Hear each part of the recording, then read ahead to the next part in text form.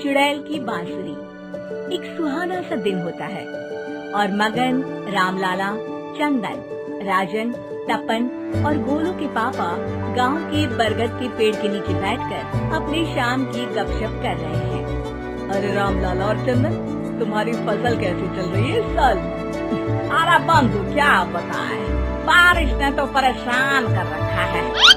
सही बात, बारिश की कमी ने दिमाग खराब कर दिया है। सरपंच गांव वालों के लिए एक खबर लेकर आता है। अच्छा मेरे गांव के भाइयों, सुनो जरा, हमारी सरकार ने किसानों के लिए शहर में एक सेमिनार का आयोजन किया है, जिसमें वो खेतों के बारे में और भी कुछ जानकारी देंगे। तो मुझे लगता है कि हमें वहाँ जाना चाहिए। सरपंच जी, मेरे खेतों में कीड़ों ने परेशान कर दिया है, उसके लिए कुछ जानकारी मिलेगी क्या? बिल्कुल, तुम्हारे खेतों के बारे में तुम्हें सारी जानकारी देंगे। बोलो, तुम तीनों को जाना चाहिए, बहुत फायदा होगा तुम्हें उससे। ये कहकर सरपंच वहाँ से चला जाता है और तीनों सोचते हैं कि वो शाम के वक्त मैदान पर मिलेंगे और वहीं से रवाना हो जाएंगे।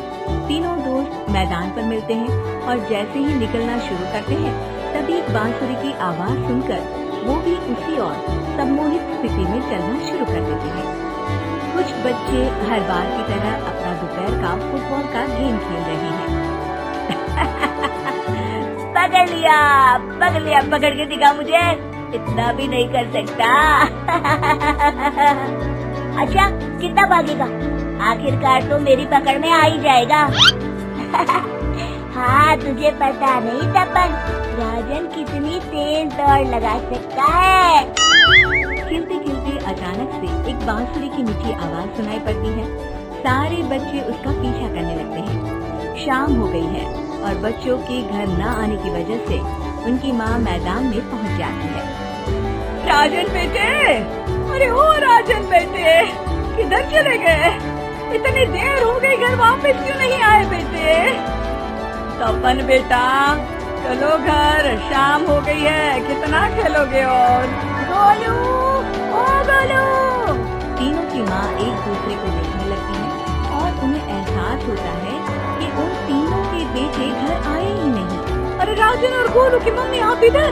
राजन और गोलू घर नहीं आए क्या अभी तक? नहीं तो दोपहर में राजन मुझे बताकर गया था कि वो तपन और गोलू के साथ खेलने जा रहा है। मैंने सुना है कि गांव में एक चुड़ैल घूम रही है, कहीं वही तो नहीं ले गई ना हमारे बच्चों को? ऐसा कुछ नहीं हुआ होगा, हम तीनों अलग अलग जगह ढूंढते हैं, इधर ही खेल रहे होंगे तीनों बच्चे। ये कहकर तीनों बच्चों की माएं उन्हें ढूंढने निकल गयी। बहुत देर हो गई और फिर भी तीनों बच्चे मिले नहीं। तीनों की माएं मैदान पर फिर से मिलती हैं। सुनिए जी, ये तीनों मिल ही नहीं रहे और मेरे दिमाग में बहुत बुरे बुरे ख्याल आ रहे हैं। अब चिंता मत कीजिए, हम सरपंच से जाकर बात करते हैं, वो हमारी मदद करेंगे। गोलू की माँ सही कह रही हो, चलो चलते हैं। एक उम्मीद की आशा लेकर तीनों अपने बेटों की फिक्र में सरपंच के घर जा पहुँचती है। सरपंच अपनी शाम की चाय पी रहे हैं और अखबार पढ़ रहे हैं।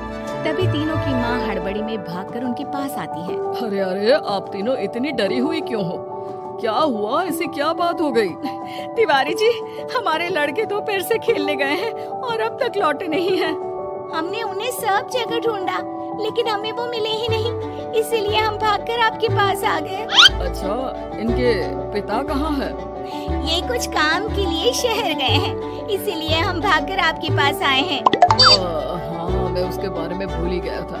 एक काम कीजिए, मुझे उस जगह लेकर चलिए जिधर वो आखिरी बार खेल रहे थे। सरपंच घर से एक डंडा लेकर तीनों के साथ मैदान की ओर निकल पड़ते हैं। तीनों मैदान पर पहुंच जाते हैं और उन्हें ढूंढने के लिए कुछ सुराग खोजना शुरू करते हैं। आपको कोई ऐसी जगह पता है जहाँ ये तीनों साथ में मिलते हैं? नहीं जी, ऐसी तो कोई जगह नहीं पता।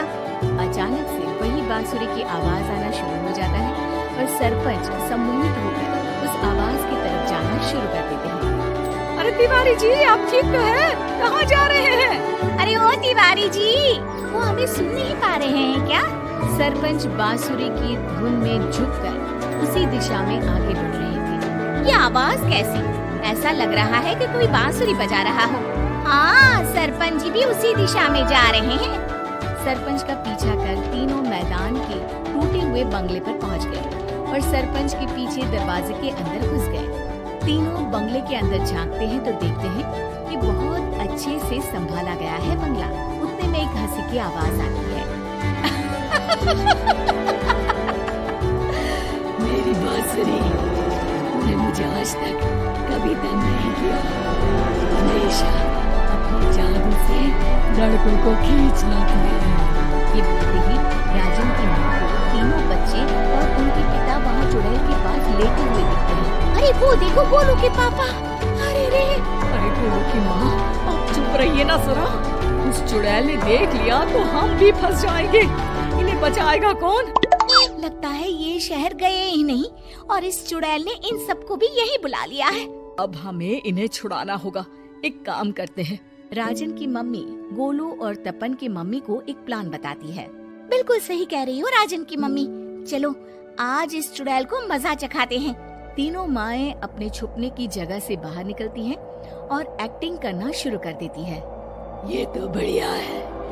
अब इसका असर औरतों पर भी हो रहा है। वाह जी वाह। तीनों माएं चुड़ैल की थोड़ा करीब आती है। राजन और गोलू की माँ चुड़ैल को पकड़ लेते हैं और तपन की माँ बांसुरी हाथ से पकड़कर तोड़ देती है। अरे पागल औरत, ये क्या कर दिया? मेरी बांसुरी को तोड़ दिया। अब मेरी शक्तियाँ खत्म हो जाएगी।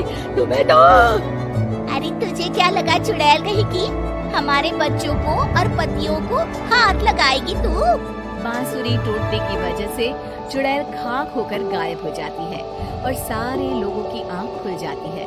सब अपने परिवार को लेकर उस बंगले से बाहर निकल जाते हैं। कहते हैं ना, नारी